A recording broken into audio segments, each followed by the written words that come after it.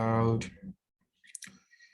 Okay, thank you, Mr. Timmy, for joining us today. We are happy to have you here to share your story with us. I know it's not actually a kind of easy task for you to go through all those process. So very quickly, as you always do, we'd like you to share with us your undergraduate school, the year you finished, your undergraduate major, your class of graduates first. Yeah. Yeah. Thank you very much, Alamde. I sincerely appreciate what you are doing here because I also learned from you, and I believe that I'm glad to help pass the message to people that are trying to secure this. Okay, so I'm Timlaya Ayalade. I graduated from Federal University of Technology, Akure, FUTA, and I graduated from the Agricultural Engineering Department in 2019, and I graduated with a first class. So that's good. It's a first class. Yeah. So now let's now move to the aspect of your application. Like what are the requirements you put together before you started your application? Okay, so during the course, because I did not get this opportunity on my first trial, during the process, like I secured all these requirements at different points during the entire process. But in total, I did the GRE, I got my transcripts, my certificates, letter of proficiency in English from my alma mater, FUTA. I got the recommendation letters from 3 of my previous professors. I think that's basically it. Well, I applied to some other for some other opportunities where I had to get things like police reports for good conduct. I got police reports for good conduct, and I think okay, there's also this Erasmus Mundus where you get a letter proving that you're a citizen of your country. So I got that also, and my passport. Most importantly, my passport was the first document I got. So, so you mean, did you write any form of standardized test? Okay, for the standardized test, I only took the GRE. So, okay. So it was the requirements when you applied in. Yes. I took it out of the advice of someone. I took it before I even started to apply. Someone just told me that, oh, take the GRE, it will always boost your application. So I took it, not because of a school in particular, but I just took it to boost, since I knew what I wanted. So I sought advice from people, and someone advised me that take the GRE, it's important. And I did. So okay. Yeah, thank you for that. So and the next question is like, when did you start your application? Okay, so I graduated November 2019.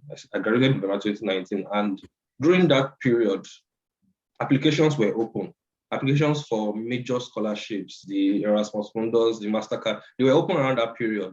So some of the guys that I roll with in school, we were like talking about applying. So I can say that is when I started. I did not put in any application for that period, but that was when I started like getting familiar with the whole process and everything. But to me, I feel that's when I started. That's when I started, because I got so much information during that application cycle, but I did not put in an application. Okay. So, and how many schools did you apply to when you started applying? How many schools did I apply to?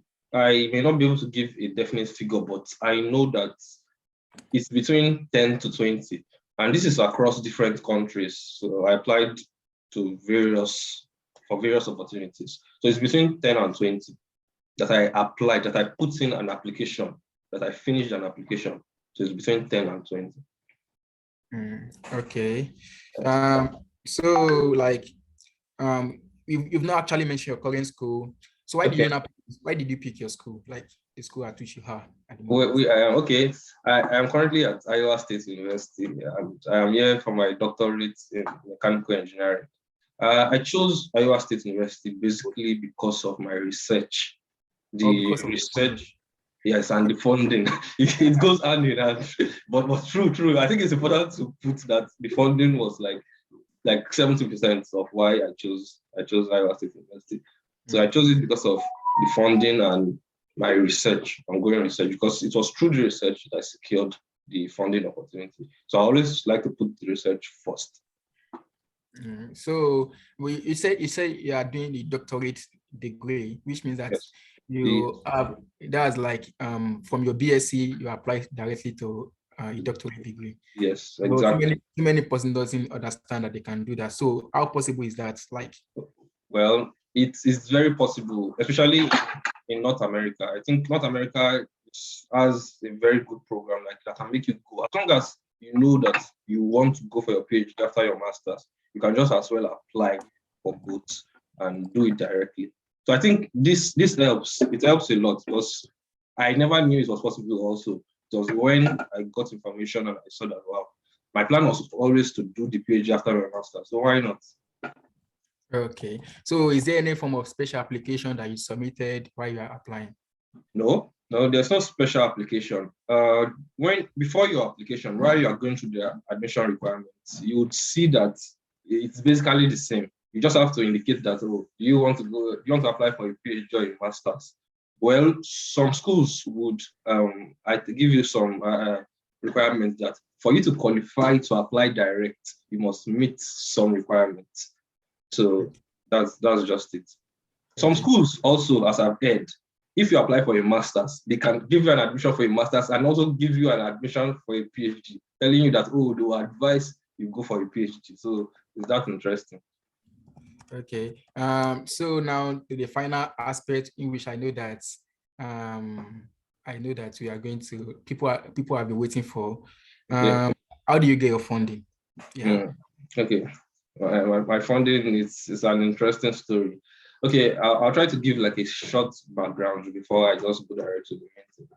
So I tried various methods, but the most important way I based my approach towards application for funding was I tried to seek professors in my intended research area that had funding. So I go to different schools, I check their faculty list, I check professors having research in my research interest, and I send them a mail. So I did this a lot. I did this from like October 2020. That was when I think I started mailing professors.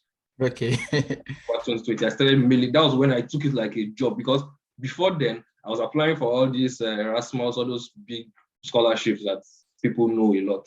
But October 2020 was when I said, oh no, I'm facing the US, I'm facing cold emails. So I sent numerous, so many. And So few of them responded. Few responded. However, the one that, let me say, the most promising of the cold emails I sent, that was for fall 2021 at North Carolina State University. The professor was very like accommodative and like he was ready to have me. But the only criteria was that he was expecting a funding before fall 2021. So the only problem was if he could not secure the funding, I could not get the offer. So I applied to the department, I was offered admission and everything. But the funding part was that if he does not get his grant, I will not get the funding. So I was like praying and pushing it. We were both at it. Unfortunately, it did not work out before fall 2021. So that was when I was like, okay, I can't go for fall 2021 anymore. I need to be strategic for spring 2022. So that was where I now sought advice, more advice. And people advise that there are ways to see if a professor has funding, that I can go through routes of checking maybe United States Department of Agric sponsored projects, that I could link that to professors and see who has and who does not have. So I tried that too. I tried to send a couple of mails, but the one that eventually worked happened like in a very interesting way. I was on Twitter like that evening, and I felt, I spent so much time on Twitter, like retweets, different things, and I felt, oh, the most important thing to me now is graduate school. why not try use FUTA to secure graduate school? What I did was I went to the search bar and I typed precision agriculture. I typed different keywords like that. So I kept typing them. I kept checking. And during this period, one of the search, I just saw someone's post. Someone said, "Congratulations to Professor on your recently awarded grant of 20 million something." I say, 20 million. I checked the dates. It was like maybe 2 days before. 20 million, okay. And I saw it was precision agriculture. So I went to the article. I think the person just put the short congratulatory message. So I just used some of the keywords there on Google and it brought out the information about the grants, the professor, and everything. So I went to the department, I checked his page, the professor's page himself, and I checked what he has been doing. And okay, I was satisfied that yes, this is what I want. So I now try to craft the baba of cold emails because I knew that this one has it. So if I don't get it, it means I did not do something enough. So I tried to ensure I did the best of all that I've done. So I drafted a cold email, worked on the previous one, and added a lot of Jira and everything. So I sent it to him. And interestingly, okay, he didn't reply. He didn't reply my mail. He didn't reply. The next day, I went to LinkedIn and I connected with him on LinkedIn. And he responded to the LinkedIn connection. I was like, I sent him a mail. He didn't respond. He responded on LinkedIn. So I sent him a message on LinkedIn. But I copied the code email, that exact thing in my code email to the LinkedIn. But in a paragraph before the whole stories, I said, I sent you a mail, but I am sure you have not seen it. So I am sending it here too. So I think when he read that, he now went to his mail to check for that one. Then he responded to the mail, but not to my LinkedIn post. So he responded to the mail. And he now told me that, oh, wow, interesting that he likes my profile and am I open to an interview? And I said, yes. Okay. I think before the interview, he said I should send him my transcript because I didn't attach my transcript to the code email. But I put like a summary of it in the body. But he said I should send him the full transcript. I did. And he asked for an interview. And I think he had already made up his mind that he was going to have me already because in the interview, compared to the other ones that I've done, where I was interviewed, this time around, he was just talking to me about the research, telling me that, oh, you'll be interested in having me here. And like he was like soliciting me that, oh, I should consider coming. And I'm like, oh, I'm looking for this thing now. Why you begging me? I want to come. You don't have to beg me for it. You don't have to beg me for it. Honestly, it was interesting, and that was just. So now, I want to ask, how do you feel when you get that email compared to the failures you've been receiving all this while? Like zero, everything just disappeared. Like it just disappeared. Like it did not just matter anymore. Honestly, it did not just matter anymore. Like I know people say this a lot. Like people say that, oh, all you need is 1 year. All you need during the periods of getting numerous no's, it can be very dejecting. And I know, say the last one before that at North Carolina State University, I felt like I had gotten it already. Like it was something like I was also going to the grant website to check for the professor that have they given you, have they not given you. So it was something I felt it was going to work. But when it did not work, I was like down, like low. But people were telling me, oh, the people I was in contact with were telling me that it's just 1 year, it's just 1 year. Honestly, I did not believe it. But when it happened, honestly, it is just 1 year. Just 1 year, and you forget about every single thing. Just keep at it. Throw your best shots every time. And the sky is a starting point. So yeah, thank you so much. So you make use of Twitter to your own best advantage. That's lovely. So now if I may ask this, your funding is what, like between what range? Maybe is what someone can fund personally. Like just give us the range at which you're funding it. Fund personally, yeah, personally, like it's a full tuition waiver and a living stipend. So like you want me to give specific amount of it? Give me a range. Don't give me a specific amount because of just give me the confidentiality. Let's just say it's between 30 to 50,000. $50,000. Yes, 30 to 50. Yeah, I think probably your own school seems to be cheaper because Yes. I could remember for our own department here in Auburn, it's between like maybe 45 to 70 like that. So it's kind of much. So as we wrap up, I know we've actually taken more time. Like, what's your advice for people that are coming up? Just short. Okay, short. Try explore many opportunities and always seek help. Honestly, whenever you need something, ask. Ask and it shall be given. Honestly, just ask. Sometimes it might not be given, but it's always most times it will be given. So just ask. If even if it's a professor, even if he just ask anyone that, oh, do you have found yourself? Ask. Don't fear. You say yes or no. So why not just do it? Okay, well, that's lovely. Thank you so much, Mr. Similei Anyolade.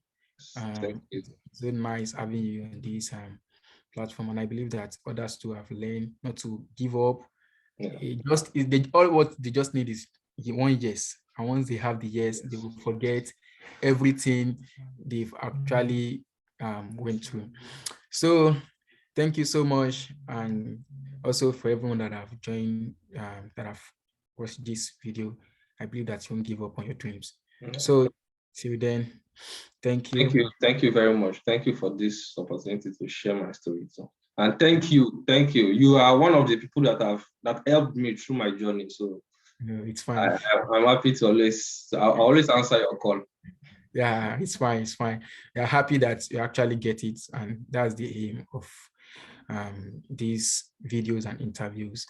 So, thank you. Bye bye.